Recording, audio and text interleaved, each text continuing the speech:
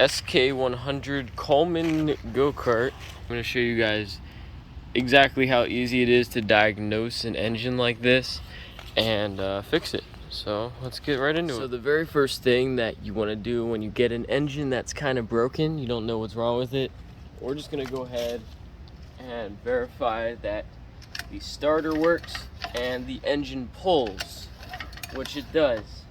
Unscrew your orange part and look inside, move it around a little bit. Yes, we have plenty of oil. We're gonna put the kill switch to on. Some engines will have the kill switch right here on the plate for the pull start, and you just want to put that in the on position so that it's not an electrical thing. Open your gas tank up and check what it looks like inside of there. That looks pretty rusty. Let's smell it. Alright, so he did say he had fresh gas in it, and that smells like fresh gas, so that's all good.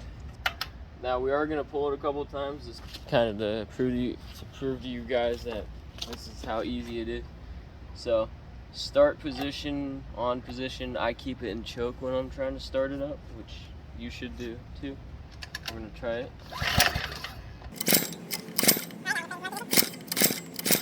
Alright, next what you can do, you can hold the throttle in a little bit while pulling it. Sometimes it'll catch. Most likely not, yeah. So next thing you want to do, if it doesn't start from you pulling it, you want to take that air cover off. Open up where the hole is for us to put in some kind of engine starter fluid. So you can use starter fluid, carb fluid like this, brake cleaner, maybe WD-40, that might work as well. I'm just going to use carb fluid, and this is going to verify that we have spark and or compression, and it's also going to tell us if this thing runs or if it's a carburetor issue. I'll explain a little bit more about all this stuff later, but for right now we're just going to open this thing up. Just spray a little bit in and give it a nice pull.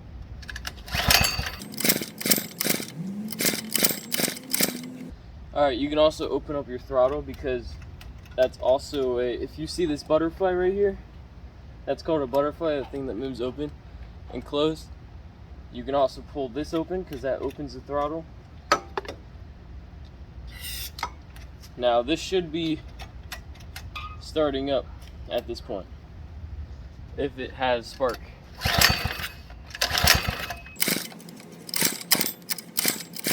So it isn't starting when we put carb fluid in it, and we pretty much verified that the carb it's getting in the fluid.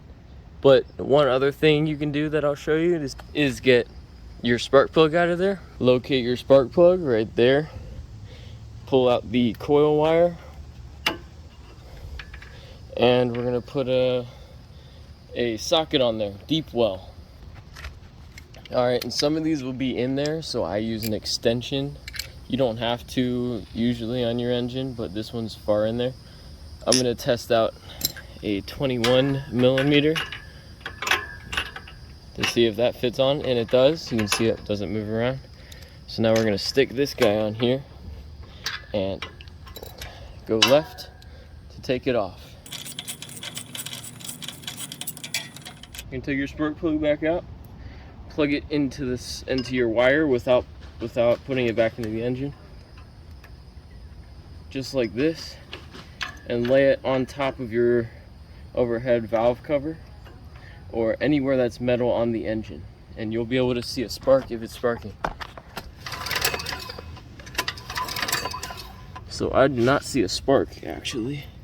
What we can do now is make sure that our coil is working correctly, and I'm going to show you exactly the tool to do this. Okay, so there's a tool that it's basically a light inside of a thing that connects to the end of your coil wire, and the other end goes to your spark plug. So what we're going to do here is plug this end into our spark plug. Okay, and then we're going to plug the other end into this coil wire. just like that. Now I'm gonna put this right here.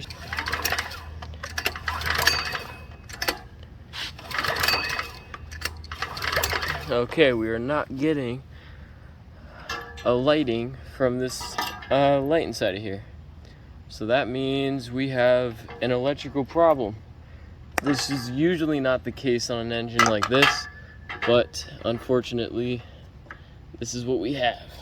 So, we're gonna unplug the positive wire from the engine. So, this red one just unplugs just like that. And now we can see if it'll spark. If it sparks, then that's really good. Let me zoom in a little bit more. We are extremely lucky. See it sparking?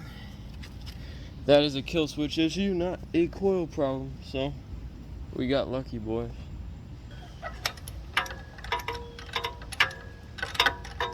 Let's start up.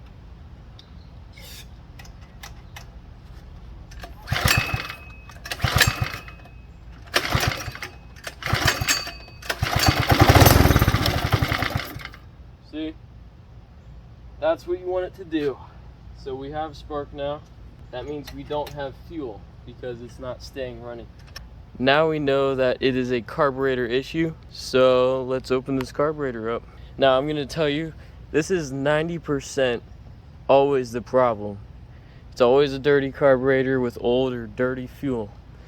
So if you ever wanna go straight to that after knowing it starts with carb cleaner, you can, because that's usually the problem.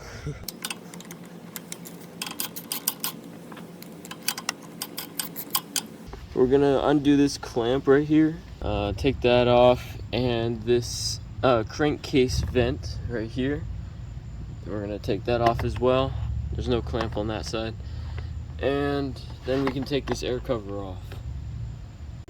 You're gonna take your fuel line, I'm gonna turn it in the off position, but if you don't have that option, then just take your fuel line off and put it above the fuel tank, because then it won't leak.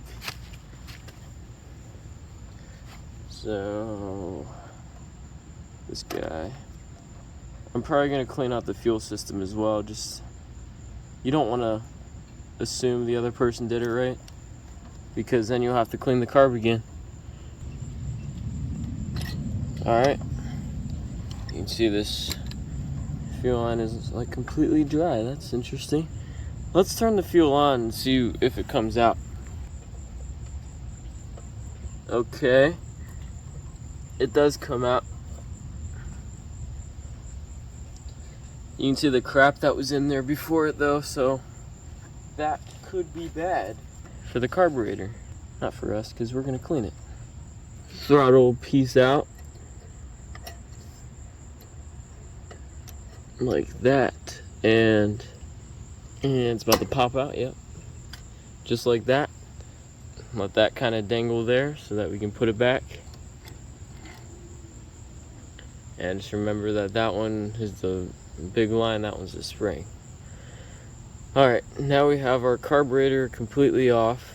Make sure this, I'm gonna take this gasket off, but I'm gonna show you how to do it so that you don't rip it. And make sure this gasket's on there. We didn't break it, so that's always good. Have a nice edge like I do.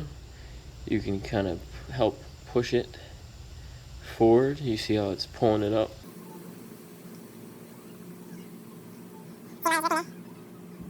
We can always use gasket maker as well. Yeah, we're gonna have to use gasket maker, but all right, that's not a big deal. We're gonna fix that. Just put that over there. Spin it around, and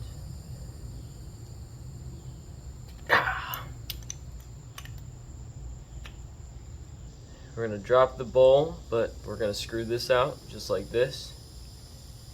See, make sure it has a gasket on it, which it does, but that doesn't look good. Now we're gonna crack it open, not by pulling down on it, by twisting it. just like that. Now it should come out. That way we don't damage the gasket as bad if we do anything. Alright, that does not look good. You can see all the crap in there. Some of your cars will look like that, some of them will look good. It all depends. Alright, I want to show you guys this. This is an extremely bad carburetor. The reason we didn't have fuel in here is because if you look on the side here, there's a part that I'll show you later that goes up and down. It's supposed to, that's where it holds on to. It's supposed to go up and down inside of this brass cylinder, and it's not moving. Before we continue, take this gasket out, your bowl gasket, make sure that's in okay condition. Put it with the other gasket, and now I'm gonna pull off this float so we can get a better look. Is press with the little pin. You see there's a little pin in there like that. We're gonna push this through here so that it goes out through the other side. Pull it from that side. Now your float's loose. Put that down so that you don't lose it, and we can now pull this up. And this did come with it. That's awesome. You can see the part that goes in and out. So right here, it's a little dangly thing. We're gonna lay this down. All right, unscrew this side. You can see it should have a hole through it, and it does, so that's not too bad. But I sprayed through all this with carb cleaner. You can also use brake cleaner over there. I will clean the bowl out with that and all the parts. I cleaned the best I could inside of here. There's just a couple stains, but it's not a big deal. As long as all the passageways are clear, you'll be set. So just spray through your fuel, spray back out the other end, spray where it seats, the valve seats inside of there, spray inside of this hole, spray through all the holes that you see so that you know it's clean. And then we're gonna move on to cleaning the ball, the jet, and the other parts that come with it. I'm gonna clean the ball out off camera though. I went and got everything together after cleaning through it. Just spray through the jet hole. I put it back in. Float the needle, the valve that goes in there. You can actually see it now. Let me see if I can wiggle it open now. You can see it goes up and down now inside that tube. So that means we're gonna be able to get fuel now. And the only question is, will it run now? So I'm gonna also clean this out the best I could. It looks bad on camera, but it's not that bad. Clean that out. We're gonna clean that bolt a little bit on the bottom. Put all this back together. And when you're putting it back together, don't forget your gasket. Your O-ring gasket goes around the top, and then screw that in. And make sure when you're screwing the bowl back on, that all sides are seated inside of that little notch. Alright, that's about it for cleaning the carburetor. Let's go put this on the engine and see if it runs. We can go ahead and put this thing on. Make sure you put the fuel side on the fuel side of the engine. And put this carb on here. Alright, and we got this throttle in. You can verify that it works by pulling on your throttle and it going like this, just like that. That's how it works. We should be good without gasket maker because it's not really that big of a dip. But if yours is completely broken, then you should put a gasket maker on it. Get a water bottle or a container that can probably be sealable so we can put this gas in it. So it'll be cool to see all the pieces that might come with it. We'll see what it looks like in a second, but you can also open it up for better airflow. And I'm just gonna let that sit there and drain out.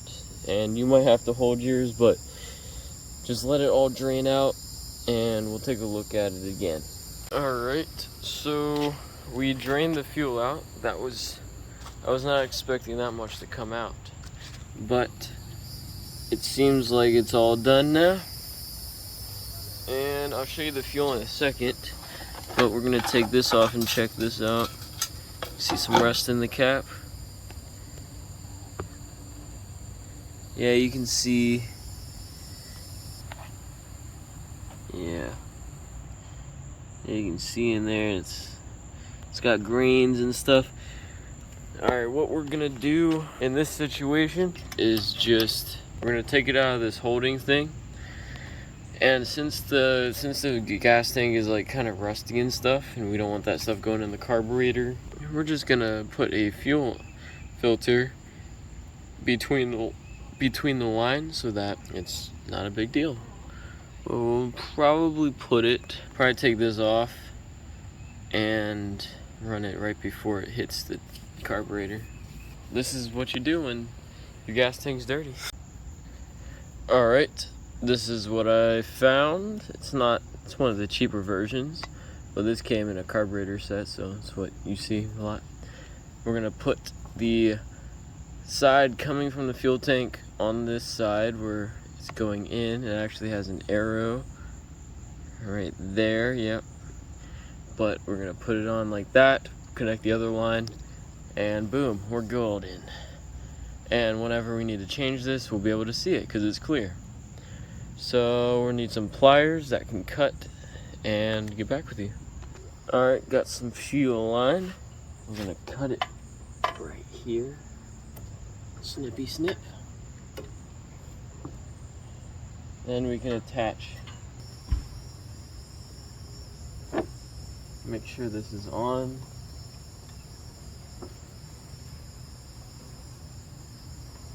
That's on pretty good. So now these bugs are trying to get me. Come on, you know you want to. Okay. I'm gonna put that on, put the clamp on, and I'll show you guys what it looks like after and what I did. You can probably do it differently than me, but this is what I'm doing.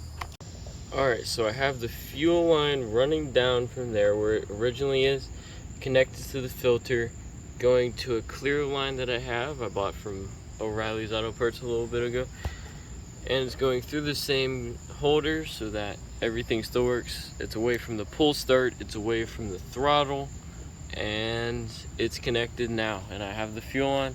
I drained it through a little bit and then did that, and now we can see inside of there when we need to change the like the rust stuff out. Put this cover back on with the, where's that filter at? Oh yeah, you can put the cover on with that filter, and that's just literally reverse the process of what you did before. Tighten up those 10mm bolts. I'll explain in a couple seconds how to tighten those bolts, but for now just put your cover on and put all the hoses and stuff back into the actual cover. The way you want to do these nuts right here is just tightening one a little bit until it's a little bit snug, then that one until it's a little bit snug, and then back to this one until it's pretty tight, and then that one until it's pretty tight. That'll prevent any kind of air leaks, and it'll make the gasket and stuff seat correctly. Since mine was worn down, I pushed my finger up so that the gasket would sit nice, and I snugged it up a little bit so that the gasket would stay there. But yeah, I put mine a little tighter just because the gasket on this one is kind of bad. So now we can just put the cover on with the air filter, and we should be good to go. Hopefully hopefully it runs now. See what happens. Alright, let's try starting it up and see what happens.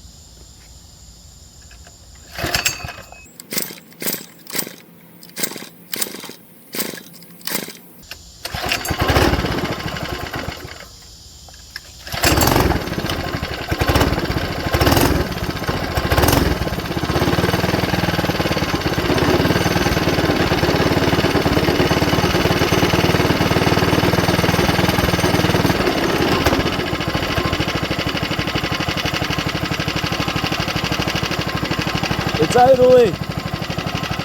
That's what I'm talking about. Now you have a working engine. We diagnosed it. We fixed the problem. Now it's running. That's how it's done. Look how easy that was. I hope this helped you guys out, and I hope you learned something. I tried to be as informative as possible. If you liked it, please show your support by liking the video and subscribing if you want to stick around for more. And I'll see you guys in the next one.